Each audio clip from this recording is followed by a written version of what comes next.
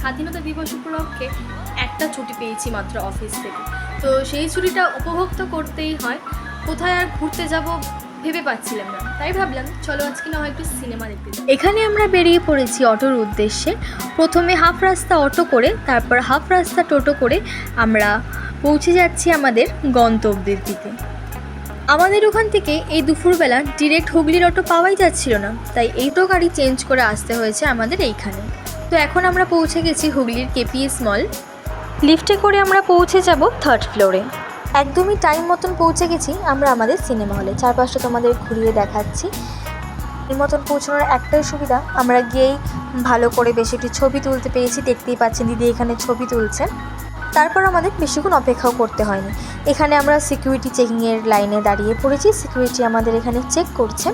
স্বাধীনতা দিবস উপলক্ষে দেখতেই পাচ্ছেন চারিদিকটা খুব সুন্দরভাবে সাজানো হয়েছে। এই যে এই বাবলি, এই সিনেমাটাই আজকে আমরা দেখতে চলেছি। চারিদিকে প্রচুর লোক, ছুটির দিনে সকলে মিলেই তার ফ্যামিলি বন্ধু বান্ধব নিয়ে চলে এসেছেন সিনেমা দেখতে। এই গেট দিয়ে আমরা ঢুকে পড়বো আমাদের সিনেমা হলের ভেতরে। তার আগে একটু পপকর্ন নিতে চলে এসেছি আমরা। চারপাশে রয়েছে আরও নানান রকমের খাবারের স্টল, তোমরা দেখতেই পাচ্ছ। তো এখানে আমরা আমাদের পপকর্ন আর জলের বোতল নিয়ে ভেতরে ঢুকে পড়ছি আমাদের সিটের দিকে। সিটটা আমাদের একদমই সামনেই পড়েছিল, যার জন্য অনেকটাই বড় লাগছিল দেখতে। দেখতেই পারছেন সকলে মিলে বসে পড়েছি, আর কিছুক্ষণের মধ্যেই সিনেমাটা শুরু হতে চলেছে। খুবই এক্সাইটেড একটা ফিল হচ্ছে। বাবলি, কিন্তু উনি ডিমাপুর থেকে যাবেন কি করে? ওই তো ওই চা বাগানে নেমে যাবে। তোমার দাদার বন্ধু টি এস্টেট আছে না, ওদের ওই কোম্পানির ফ্লাইটে করে ওরা করে গল্প লেখেন না, যেন ফিগার সর্বস্ব সুন্দরী ছাড়া পৃথিবীতে আর কিচ্ছু নেই।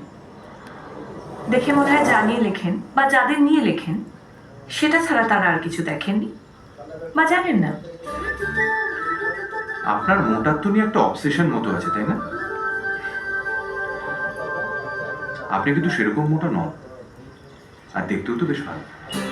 এই কি চান বলুন তো? না না কিছু না, একটু দাঁড়ান।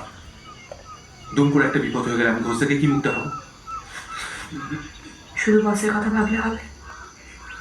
ভিতরা বিশাল সাহসী এলেন আমার।